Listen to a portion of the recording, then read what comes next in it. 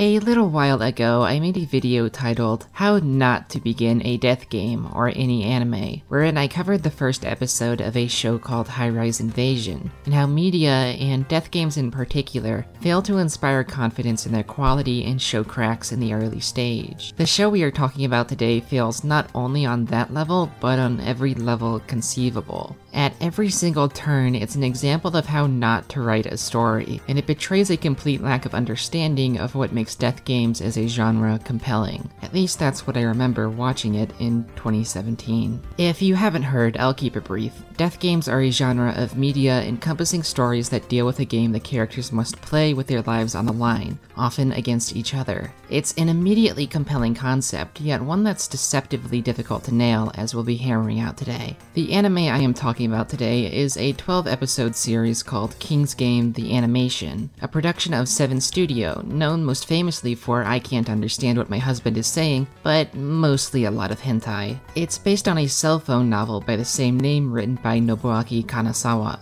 If you're wondering what a cell phone novel is, don't worry, I didn't know either. Basically, it was a fad originating from Japan where one would write entire novels with their cell phone's keypad, and limited by the character counts of emails or SMS messaging. Human creativity knows no limits, which is a message you certainly won't get from watching King's Game.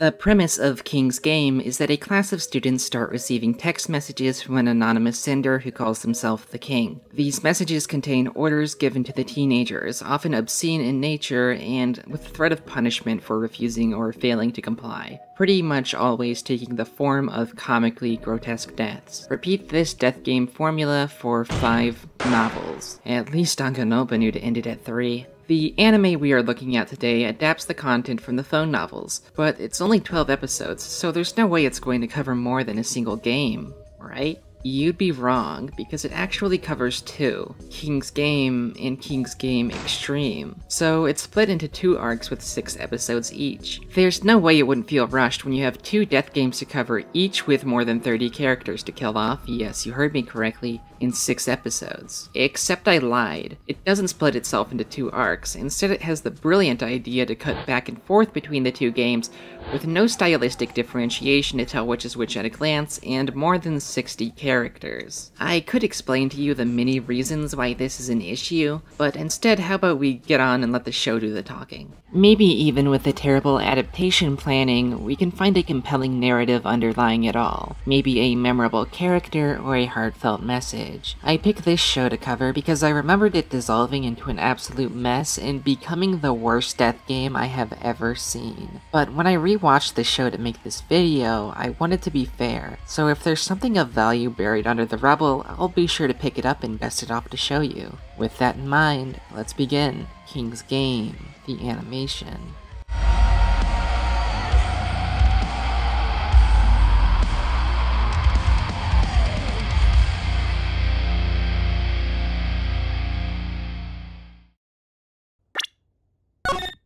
Following the trend we covered in the previous video, the opening scene of King's Game does absolutely nothing but assure you that this isn't a show to watch with your little siblings. I don't know what it is about edgy anime and being so insecure that they need to immediately assure to the viewer that they are very mature. Even one of my favorite stories of all time, Higurashi, wasn't safe from this in its anime, which is especially frustrating considering the source material spends a lot of time building up a slice-of-life atmosphere to slowly tear down and eventually reassert its importance, but it's treated as an afterthought because the anime needs to constantly remind you how scary it is.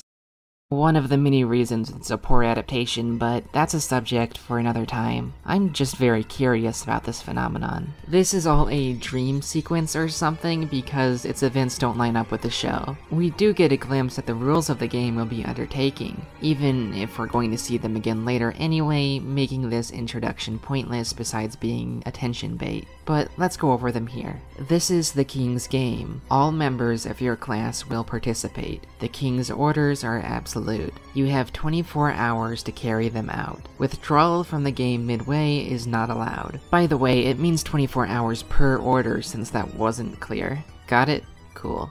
Our first introduction to the first class, which is the second actually, comes in the form of a sports festival. The characters' names are thrown up on screen like we're going to remember, but don't worry, most of them don't matter, so you can just ignore them. Our protagonist Nobuaki is participating in a race where he passes the baton to a girl named Natsuko, who wins the race and is athletic and beloved by her class. Hold up, what was the protagonist's name again? Yeah. The protagonist of the story has the same name as the writer of the cell phone novels. It's funnier since he went by an alias back when they were first published, so it was a little bit more of a secret. Does that make this character a self-insert? I don't know, but it does make the number of girls that crush on him throughout the show a little funny. Then they invoke one of my favorite tropes of all time, the group photo. Having the main characters take a group photo towards the beginning of a story gives the writer a powerful emotional tool. Later on, they can show that photo to immediately and easily create a sense of nostalgia in the audience, as they think about how different things were back then and where the cast is now. This can be especially effective in a story where one or more of the characters doesn't make it to the next time the photo is shown. Here's the problem. We barely know who any of these 32 NPCs are, and for most of them, we pretty much never will. Last video, we talked about establishing a status quo, which unlike High-Rise Invasion, King's Game actually does, but it's so rushed for the amount of characters we're supposed to get attached to. Because of that, and because it happens immediately, there is no time period to really feel nostalgic for. At best, we can feel bad for the survivors having lost all their friends, but not even that is true, as we'll see, because the class is full of dumb assholes. Honestly, way to put gross coffee stains over this amazing trope. It's not even a hard one to use and they still messed it up. We flash back, get used to that, to when Nobuaki is transferred into the class, probably shortly after the experience of his first game where he was the survivor. His seat is, yeah, you know the one. Natsuko tries to make small talk, but he tenses the moment she tells him her surname Honda. After class, he's brooding and all leave me alone when the students try to interact with him. A guy tries to give him a handshake, but he slaps it away and runs away even though class is about to start.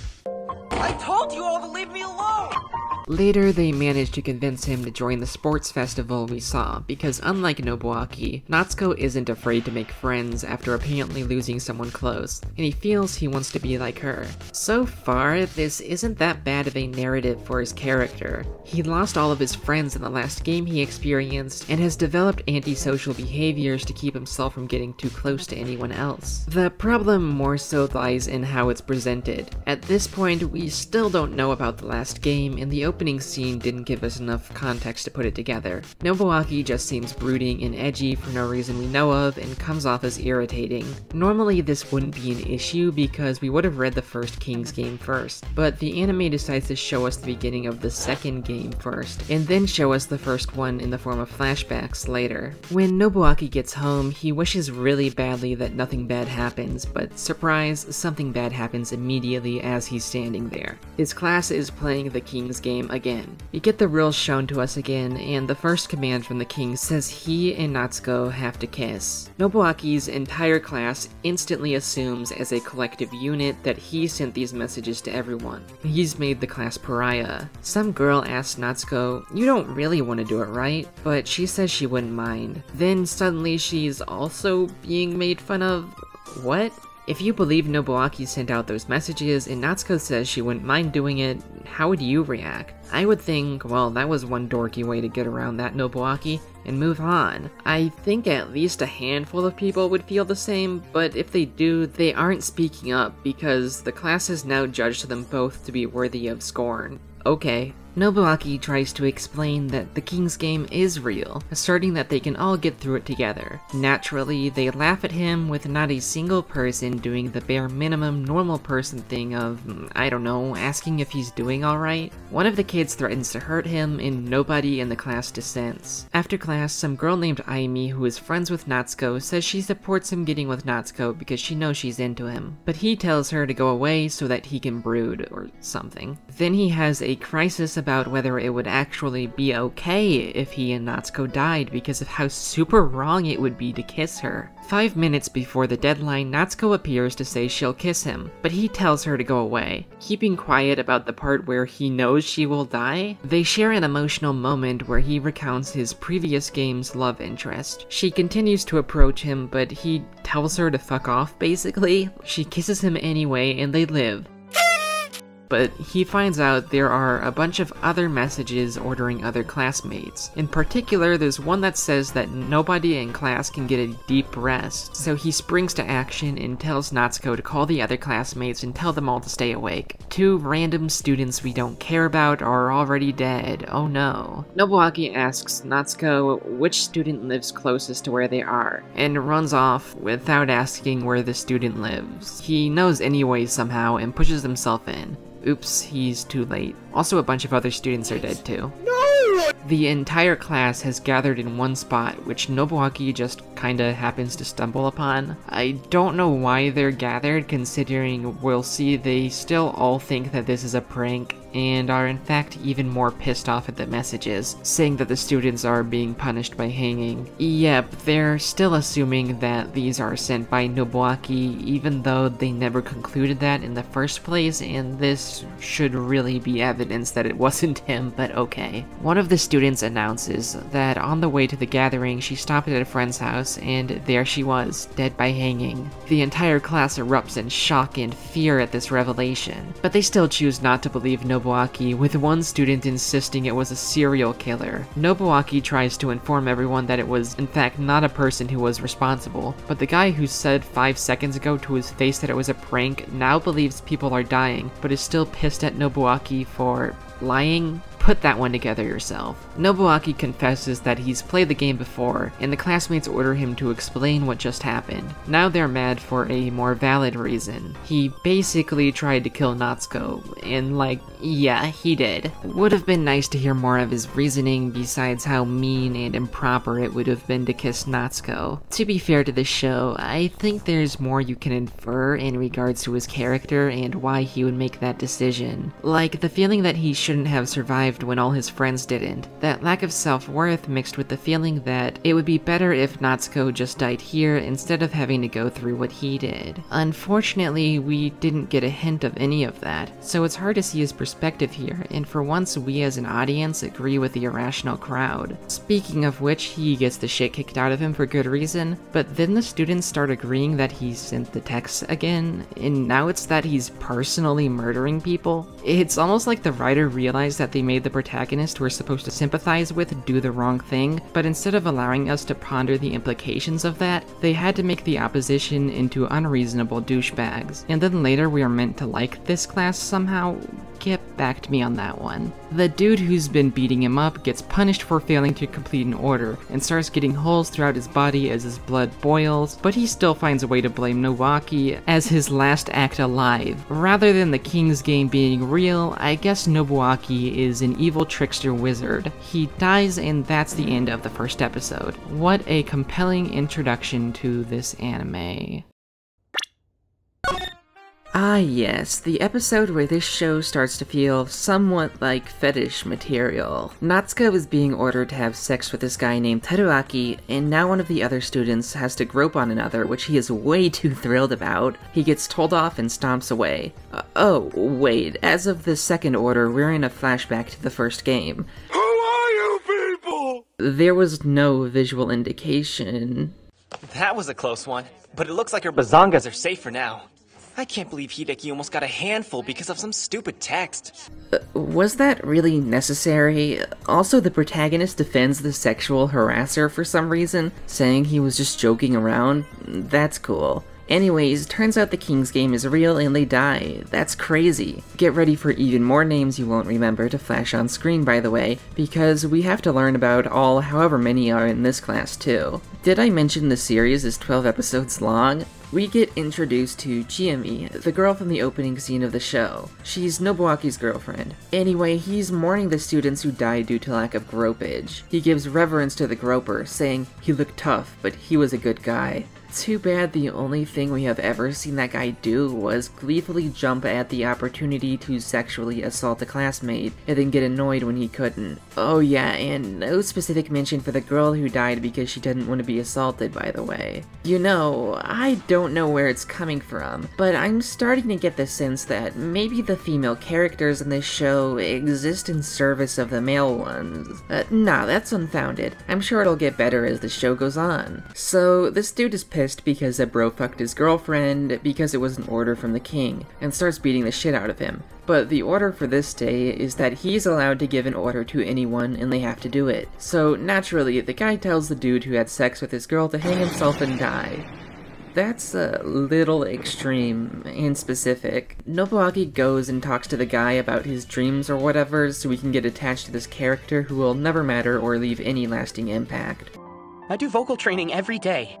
Anyway, some stuff happens and, plot twist, he dies. We cut back to Teruaki, the guy who was ordered to have sex with Natsuko in the present. He tries to force himself on her, only for her to turn it back on him, and completely shifts character, suddenly acting like some ruthless manipulator. Apparently she was using Nobuaki to get information on a way to escape the King's Game, which is info he didn't have. She determined this by the genius plan of asking him. Nobuaki is all like, "Don't you have any shame, you're a girl," and she brushes him off and calls him a hypocrite, which, like, yeah. He is not beating the sexist allegations. That's a weird thing to say, even if she was acting like the template of a suspicious character. She gets back to pressuring Teruaki to have sex right there, but Nobuaki says, "Wait a minute," and Natsuko says, "Come with me." Natsuko goes on this edgy rant about how it's best to only care about yourself and stabbing your friends in the back is cool, and then screams and accuses him of doing a 4-letter word I can't say on YouTube, causing the other students to rush over and promptly beat the shit out of him.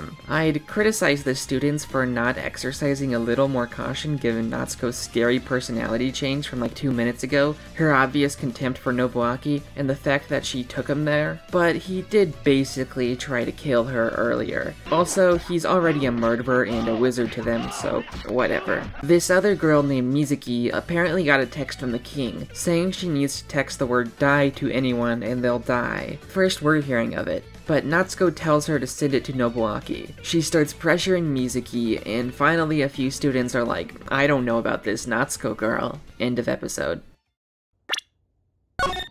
This guy, who hadn't met up with the rest of class before, with whatever they were doing, shows up to save Nobuaki and hits Natsuko a few times for good measure. He's about to take Nobuaki to the hospital, but Mizuki wants to go with him because she broke her phone, instead of choosing 2 people to die. Oh yeah, it's 2 by the way, we weren't told that before, but anyway. Natsuko says she's basically doomed herself by destroying her phone. The guy, his name is Kenta by the way, was ordered to give out an order of his own before the class, so he says he'll send one to himself, ordering himself to protect Mizuki. But wait, last episode, when we saw an order like this one, the guy who had it shouted out the order in the middle of the classroom. It isn't really before the class if he just texts himself, is it? But it ends up working. What are the rules here? The show really isn't interested in that kind of thing, as we'll find. Kenta and Mizuki have a bonding moment, and then we flash back to the first game as Nobuaki recounts its events to them. So there was an order to do a popularity poll between 2 students where the one who is less popular will be punished. It's between Nobuaki's sexist best friend who gave the F-cups line and some girl who starts whoring herself out to win votes. They tally up the votes, and they're up to the last vote. The girl reads the final vote and declares victory because it says her name, but she's told to take another look and finds out they're telling her, "Sorry, but they're voting for sexist best friend." This show will take any way to drum up fake tension, any way to surprise you, and sometimes it just comes off as a joke. Look, this is the greatest unintentional comedy I have ever seen. No! I don't want to be punished and killed! I don't want to hang to death!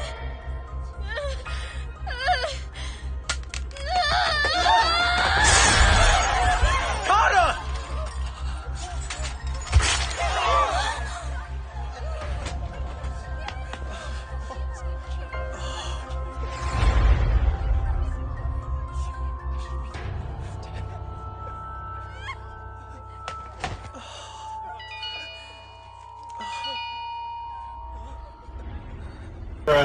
The camera work is confusing and seems to imply the blood splatter reached all the way to their classroom several stories up, when really it was just angled from a first floor classroom for some reason. But even then it's pretty comical. And then the pure comedy that is her punishment being in order to confess to the person she likes. This whole thing being played off seriously as though we're supposed to despair at the tragedy of it, even though she could have waited like 2 more seconds to see what the punishment was going to be. By the way, this is one of 2 punishments in the entire show that isn't death. I know it's pretty early on, but let's talk about that. Rule of cool is a sort of theory in writing that suggests that audiences can forgive things that don't completely make sense or stretch what's possible in the world of the story, so long as they are really cool. And sometimes it's just more satisfying and or cathartic to go with that, rather than something the audience can expect and scrutinize. In particular, more cartoony action series like to utilize Rule of Cool frequently, or even practically run on it,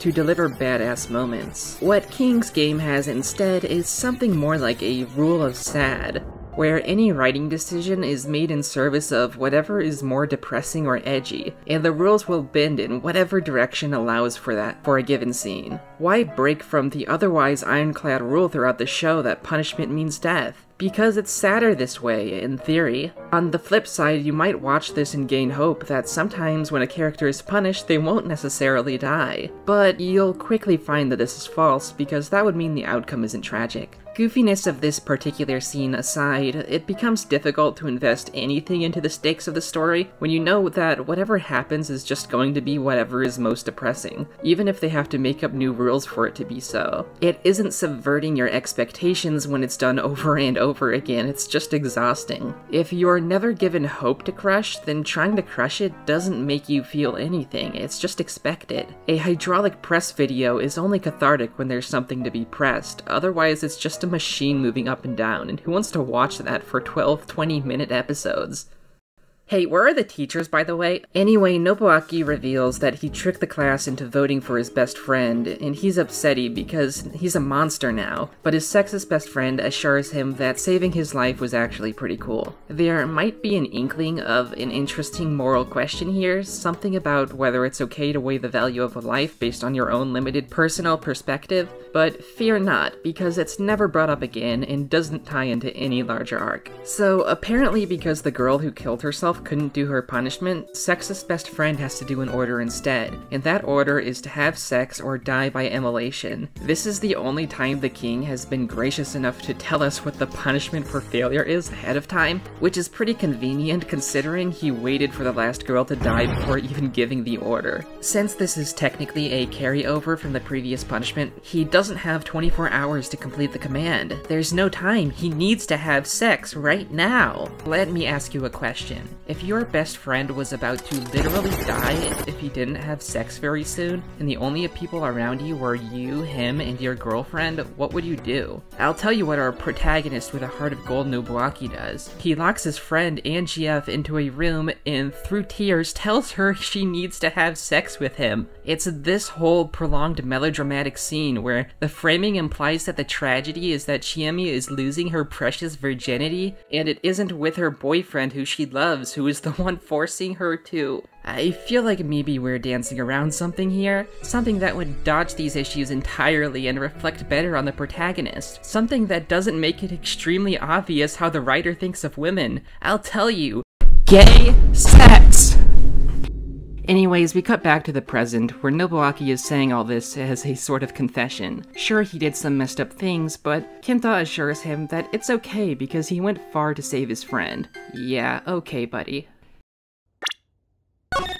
Present Nobuaki wants to take a detour to a certain abandoned village. This is where we end up getting some background on the King's Game. 30 years ago, the game was held in this village via scraps of paper until the entire village was dead. You heard me right. 30 years ago. I guess nobody wanted to try to leave the village and contact broader society, leading to this being a well-known mass death event, because that would be inconvenient for the setup where nobody believes the game is real. But there might be records in the village, which is why he wants to go. Don't ask me why he never decided to take a trip to the village after the conclusion of his first game. Remember that, because it gets even more stupid later. During the train ride, Nobuaki remarks that in his previous game he thought the king was a student in his class. adding that this assumption was wrong. It transitions to another flashback where a student is given the order to give an order to herself. She orders herself to touch the king, devising a plan to touch every student and see if she gets a compliance text. This seems very poorly thought out for risking your own death. Just as one idea, she could have said touch or don't touch the king, and it would have complied either way by default, but if she got the text as she touched a student, then she would know they were the king.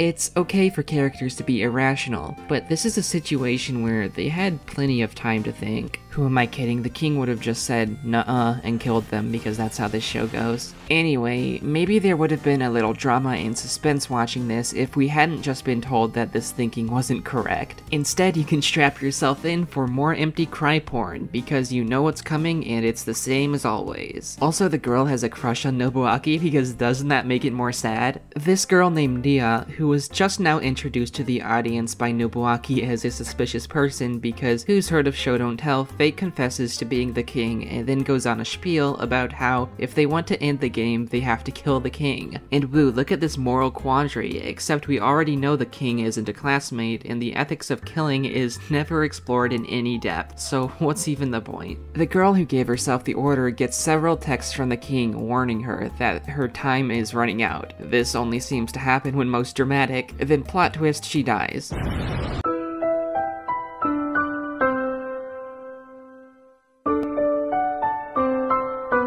Just kidding, it's worse. She goes blind in the second and final punishment in the anime that isn't just death. Well, hey, at least she lived. Even if she has more necessary accommodations to be made for her, she can still survive and live a worthwhile life, right? Yippee! Well, Nobuaki gets an order to do something important to him, so the girl confirms that she's important to Nobuaki and then kills herself by walking into the ocean, leaving behind a suspiciously well-written farewell in the sand. Okay, wow, that sure doesn't send ableist messages about disabled lives being worthless or not worth living. It also makes you wonder what the point of all of this even was. The writer could have simply had her die like every other person who gets punished, or not given Nobuaki that order from the king. It was a deliberate writing choice, and for what? The answer is cry porn. It's rule of sad.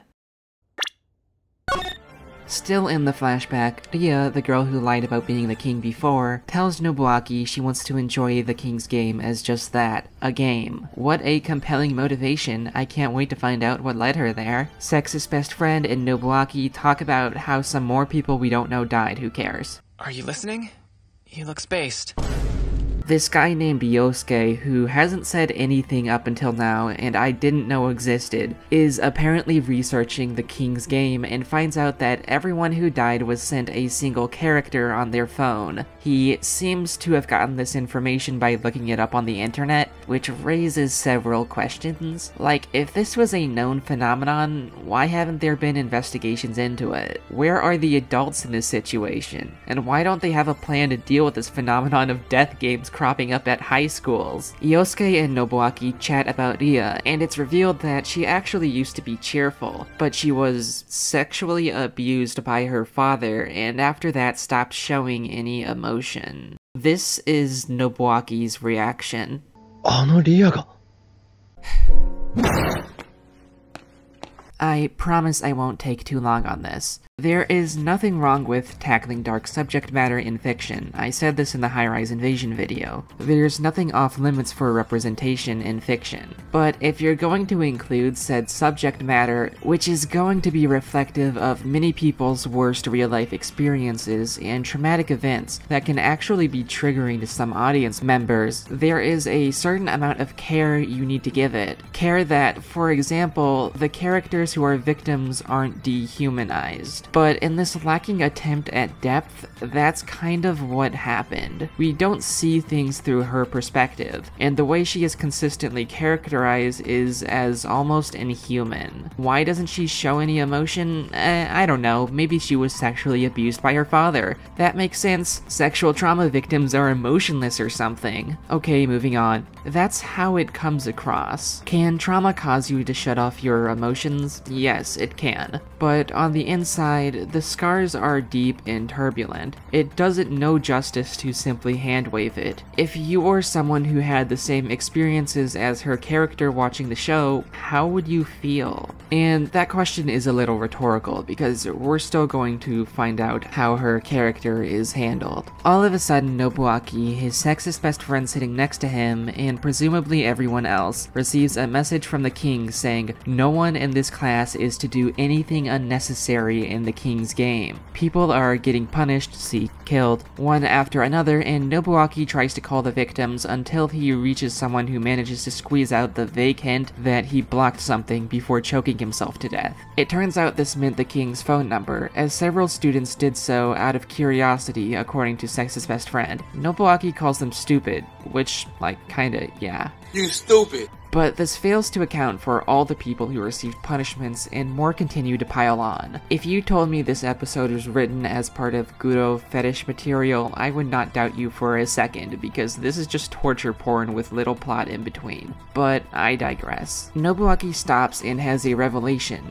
Don't do anything unnecessary apparently means don't cry. Uncharacteristically cryptic for the king, a practice not seen anywhere else in the show, but hey, World of Sad. I have no idea how Nobuaki hasn't cried yet, considering the crybaby his character has been portrayed as throughout this entire show, and the number of people around him dying as he screams at his phone repeatedly. I also have no clue how he figured this out without seeing any of them in person, when his own voice acting sounds like he's crying, at least in Japanese, but he's apparently not. By looking it up on the internet, Yosuke finds out a clue that the king's game happened in the remote village that future Nobuaki has been stuck in limbo on his way towards for the past couple of episodes. He knows he's going to die because, plot twist, he cries, but he urges Nobuaki to go to the village. He calls Nobuaki everyone's last hope, but I don't get why it needs to be him specifically. Nobuaki even tells him to go talk to his girlfriend. Oh yeah, she was introduced at the start of the episode, by the way. The scene was just there so you knew she existed so that it's sad and stuff. His girlfriend is in their class, and she is just as poised to do anything to stop the king's game, same as Nobuaki. Let's ignore the adults who aren't playing the game because they don't exist. Nobuaki is like, dude, if you're going to die, go talk to her, but he refuses. Yosuke entrusts everything to Nobuaki, including his girlfriend, because hooray for normalized sexism. Not only does he not trust the one he loves to do this, but she is just another thing to entrust to this guy. I'm beginning to think that the author might have opinions about women. Now all he has to do is send the data to Nobuaki. The scene that ensues is comical in its content, and I'm showing it to you sped up. This is supposed to be an emotional scene, and it has soft, sad music playing, but it's so hard to take seriously. We just met this guy this episode, and all we know about him is that he's, quote, researching the king's game, and that he has a girlfriend he apparently doesn't put faith in. It's one of the most egregious examples because this girlfriend is also not a character. We also just met her. She's being treated not as a person here, but as a prop, to make us feel bad about Yosuke's death, to just make the man's death sadder. So his girlfriend was trying to get a hold of him for a while, but asked Nobuaki if he's okay. I don't know how she was on her phone the whole time, but didn't see the punishment message, which have thus far been sent out to the entire class every time. But it allows Nobuaki to be the hero and warn her about the no crying rule. In the next scene, she bashes him over the head with a pipe and kidnaps him, threatening him with a knife and suddenly accusing him of personally murdering everyone, including Yosuke, because he's king somehow. I'm sure he wanted to talk to you. Me when I lie? Nobuaki basically says, "Nuh-uh, also he liked you too," and then she suddenly changes her mind about the kidnapping and potentially murdering him thing and frees him. She's so affected by this message that she cries and gets a heart attack. This is so dog shit. Not only is this entire sequence asinine, but there's another layer of sexism baked in because this show can't seem to get enough of it. We'll return to that though, because this is actually part of a trend we're going to talk about later. We cut back to the present and find our heroes still on their way to the village. You saw that right, by the way. We are on episode 6 of 12 total. Mizuki gets a new phone and they get into a taxi, and Nobuaki starts telling them about the past again, so we are back in flashback land. At this point, you have to wonder why they didn't just do 2 separate arcs. I'm not even sure what the flashback framing is adding to the story. An order was given to the entire class where, in order to not all die, someone has to roll a die and name the number of classmates on the die, and then those plus the roller of the die. I couldn't find a way to fit the word die a 6th time into that sentence, so pretend I did, and it was a clever die joke. Let's just move on from that before I get told to die. This guy we haven't met before is really adamant about not being chosen, so naturally he decides the best course of action is to cause problems and swiftly make an enemy of everyone around him. He comes to the shocking realization that everyone hates him, including the guy he was trying to force to roll the die and save him, so he goes to plan B and holds Chiyomi at knife point. He forces either Nobuaki or his sexist best friend to roll. Sexist best friend does so and rolls a 6 because it wouldn't be Rule of Sad otherwise. This would be a good time to mention, I'm not sure why they couldn't have used a D4, or even a D2 if they could find one. What even counts as a die anyway? Could they theoretically find anything and write numbers on it? Could they make themselves a D1 and roll that? What if they made a regular shaped die but all the sides have no dots or say 0? We've already thought about this a lot more than the author did, so let's not dwell on it. So Sex's best friend does that and then dies along with a bunch of randos we don't care about, and we're all very sad. And the last people left are Nobuaki, Chiyomi, and Nia. Our Death Game finalists, everyone. A generic protagonist, his girlfriend who has 0 characterization and has done nothing notable so far but be forced by him to have sex with his best friend, and the girl whose only characterization is that she shows no emotions because she was sexually abused by her father.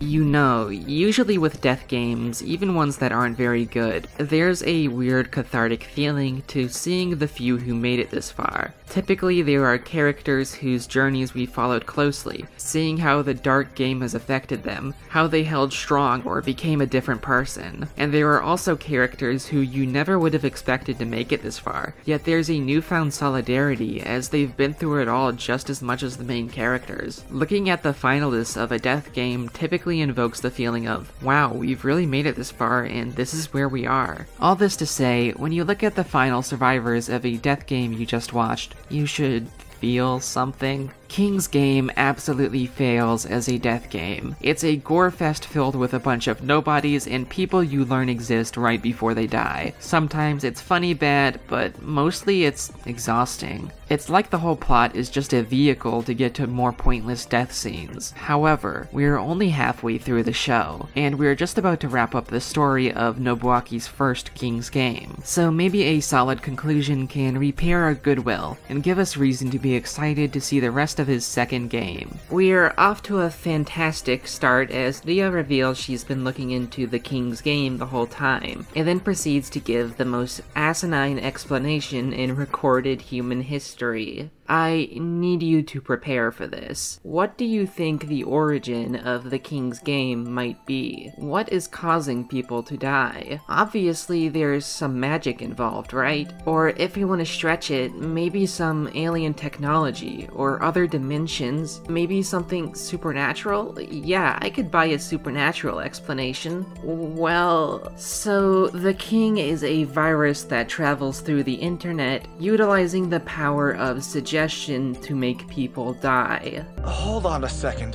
If that's true, how did we get this virus in the first place? It's not like it came from a text message.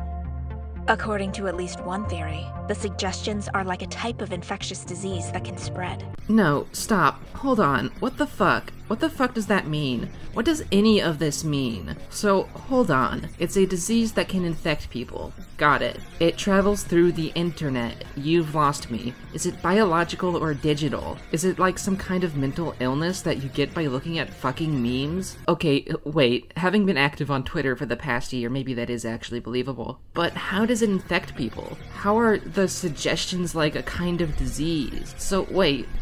My brain is frying trying to comprehend this. It travels through the internet and infects you through suggestion, and then sends suggestions that kill you? Am I understanding this correctly? How do entire classes get infected? Did the disease sending them the text message announcing the beginning of the King's Game infect them all? How did it target specifically the phones of everyone in a high school classroom, more than once? If it was through the internet, wouldn't it be randomly dispersed? Does the virus have a collective mind of its own? What the hell is happening? Okay, maybe I could believe that the suggestions are killing them if all the victims committed suicide. But can you explain this? What the fuck is happening here? What about this? You're telling me their bodies just did that? That's it? That's the canon? I don't know if you guys knew this, but that's not how suggestion works. Not remotely. Firstly, it's understood to typically only work if the person under hypnosis actually wants it to. Secondly, you can't trick someone into fucking exploding. This has got to be one of the most deranged, nonsensical plot twists I have seen in my life. It falls apart if you think about it even a little bit, and trying to do so casts you into a torturous spiral of which you will never escape, losing more and more of your sanity the deeper you descend. It's like the writer started writing without an explanation for the king in mind, got like 3 or 4 different ideas as he was writing, and then got to the part where he had to explain it and said, fuck it, I don't know, how about all of them? It's all of them. It's utterly incoherent. One of the most batshit plot twists I've ever experienced, and not in a good way. Look, here's the thing, I can respect batshit insane plot twists, even ones that are conceptually very stupid. I won't spoil, but Zero Time Dilemma, another death game actually, is a prime example.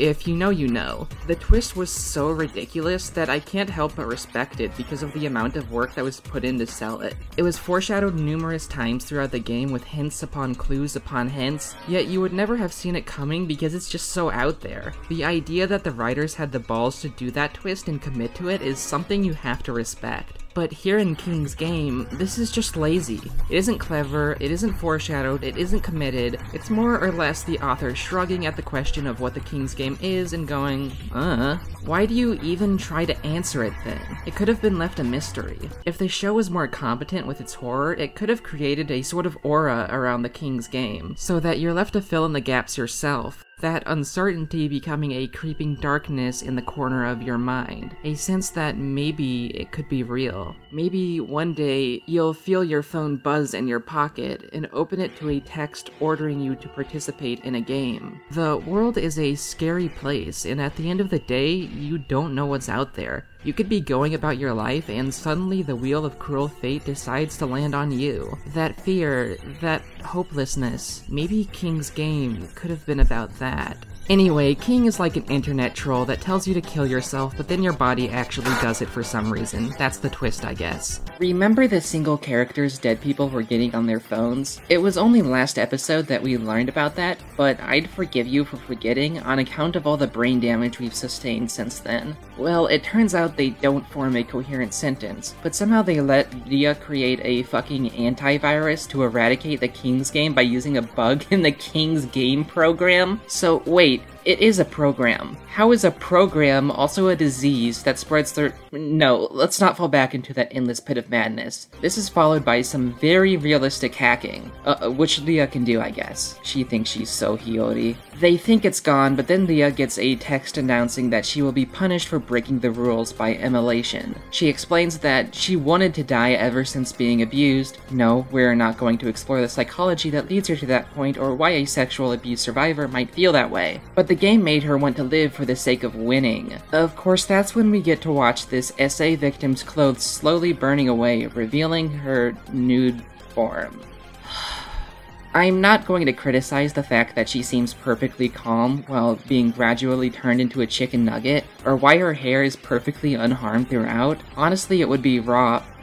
And I wouldn't mind it if the show was actually good. Fiction doesn't need to be realistic, it's a space of ideas. If unrealistic imagery can be used to better convey a point or a feeling, then our criticism should rest on how effectively it does that. Not that it's very effective here. Not even the ED insert song saves it, but it is very funny. She stands there, naked in a blaze, and announces that she's satisfied because she finally got to feel something again. She tells Nobuaki that he was her insurance in case she died, but doesn't explain how or why Chiyomi wasn't included, tells them to be the king in her place, and bids them farewell, tossing herself into the sea below.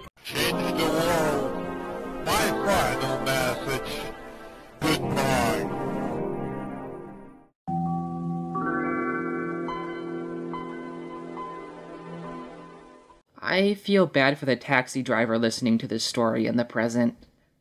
I just took you all through the first half of King's Game, the animation. How was it? Me personally, I hated it. Because, look, for as funny as its most ridiculous moments are, the moment-to-moment experience of watching this show is crushing boredom and exhaustion. A detachment from anything that's going on because the anime puts in the bare minimum to try and make you care. It's a rule of sad gore porn that honestly feels like it's bordering on being real porn, with how much it feels like you're watching someone's fetish. It treats its female characters like props to the male characters at best, and with outright resentment at worst. It takes very serious subject matters and makes them accessories to its edginess, or lazy shorthand in place of developing a character, having no interest in exploring them with any tact or care, or just like, at all. It fails as a death game on every level, unless all you want out of a death game is empty angst. But hey, we're still only halfway through, so maybe the second half can turn this around, and at least prove that there was a reason to watch it all, right? See you next time. Before you go, I have an announcement to make. I've opened a Discord server. I'm hoping to create a place not just focused on the channel, but as a general community of shared interests. We've got channels for Your Turn to Die, When They Cry, Chainsaw Man, and I'm totally open to adding more. Should be fun, I think. Link in the description, come say hi.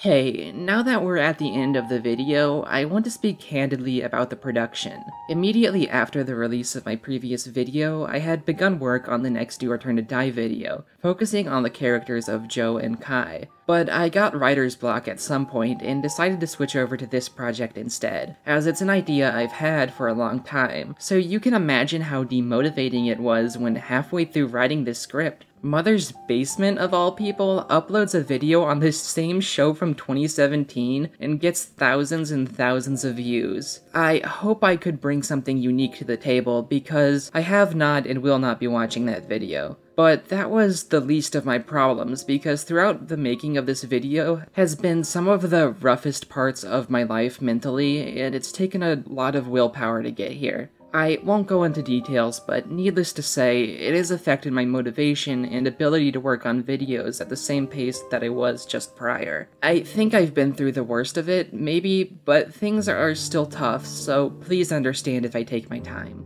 Thank you. And thanks for your support, honestly. I wouldn't keep doing this without you guys. Seeing your comments brightens up my day just a little. The community is so good to me, and I've met so many cool people, and even if small, it makes me feel like it's all worth it. With that, leave a like for the algorithm gods, follow my Twitter and or Blue Sky if you feel like it. I go by Melancholiholic, definitely never been anything else, and you go by.